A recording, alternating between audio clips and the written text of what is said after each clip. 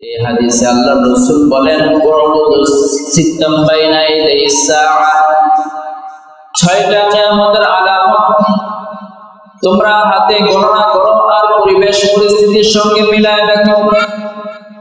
এক নাম্বার আলামত রাসূল বলেন মাউতি, আমি পয়গম্বরের মৃত্যুটাই একটা কিয়ামতের আলামত।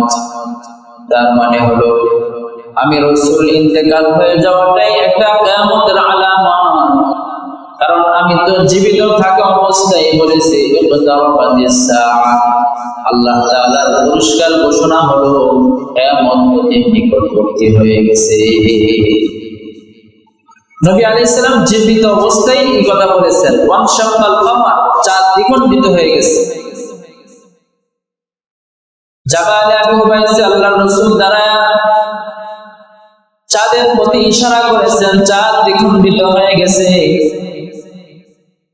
আল্লাহর নবী সাল্লাল্লাহু আলাইহি ওয়াসাল্লামের ইন্তেকালটাই হলো কিয়ামতের আলামত। দুই নম্বর আলামত আল্লাহর নবী বলেন, দুই নম্বর কিয়ামতের আলামত এই হাদিসে বলেন বাইতুল মুকাদ্দাসের চূড়ান্ত বিজয় হবে। আপনারা জানেন দীর্ঘ কয়েক বছর যাবত বাইতুল মুকাদ্দাসকে বিজয় করার জন্য ফিলিস্তিনের মুসলমানরা লড়াই করতেছে। চূড়ান্ত বিজয় লাভ না করলেও কিন্তু তারা পরাজিত নয়, কারণ তারা এই পর্যন্ত বাইতুল মুকাদ্দাস তাদের হাত থেকে কাউকে দেয় না, এখন তাদের হাতে রাখছে। এবং যতক্ষণ পর্যন্ত এই বাইতুল মুকাদ্দাস মুসলমানদের নিয়ন্ত্রণে না আসবে ততদিন পর্যন্ত এই লড়াই চলতেই থাকবে। বাইতুল মুকাদ্দাস চূড়ান্ত বিজয় লাভ করবে, এটা একটা কিয়ামতের আলামত। তিন নম্বর আল্লাহর নবী বলেন বিভিন্ন রোগ বালা মহামারীর আকার ধারণ করবে। আপনারা দেখেছেন সেই করোনা ভাইরাস আসার পর থেকে প্রত্যেকটা বছর এক একটা নানান ধরনের নতুন রোগের জন্ম হয়, কথা ঠিক কিনা? এক এক নামে এক এক রোগের জন্ম হয় কিনা? এখনো তো মহামারী চলতেছে, একটা হাম মহামারী বিভিন্ন অঞ্চলে মানুষ মারা যাচ্ছে। এই মহামারী আকার ধারণ করবে বিভিন্ন রোগবালা, এটা একটা কিয়ামতের আলামত।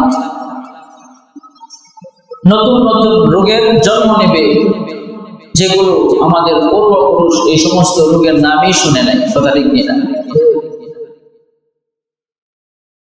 চার নম্বর আল্লাহর নবী বলেন মানুষের ধন সম্পদের প্রাচুর্যতা হবে। যেই মানুষগুলো খাওয়ার মতো খাবার পাইতো না, পরার মতো পরিধানের কাপড় পাইতো না, জুতা স্যান্ডেল কেনার পর্যন্ত সাধ্য যাদের ছিল না, সেই সমস্ত বস্ত্রহীন মানুষগুলো, সেই সমস্ত নগ্ন পায়ী মানুষগুলো প্রচুর অর্থ সম্পদের মালিক হবে। এটা কিয়ামতের একটা আলামত। আল্লাহর রাসূল সাল্লাল্লাহু আলাইহি সাল্লাম বলেন কিন্তু এত টাকার মালিক হওয়া সত্ত্বেও 100 টাকা কেউ কারোর নিয়ে যাবে, এতে সে সন্তুষ্ট হবে না। তার মানে 100 টাকার জন্য একজন মানুষ আরেকজনকে খুন করে ফেলতে পারে। যদিও একটা পরিমাণ দাঁড়ায় করাইছে যে 100 টাকা, কিন্তু সেই 100 টাকা বা 100 দিরহামের তৎকালীন সময় মূল্য ছিল কি ছিল না? বলেন ছিল কি না? 5 নম্বর আল্লাহর রাসূল বলেন কিয়ামতের একটা আলামত আল্লাহর নবী বলেন গোটা বিশ্বব্যাপী একটা মহাযুদ্ধের দিকে অগ্রসর হবে। যেই মহাক্লেশ থেকে আরবের একটা পরিবারও রেহাই পাবে না, তথা আরবের সেই ভোগবাদী জীবন ব্যবস্থাকেও, এই সুন্দর সভ্যতাটাকেও নষ্ট করে দিবে।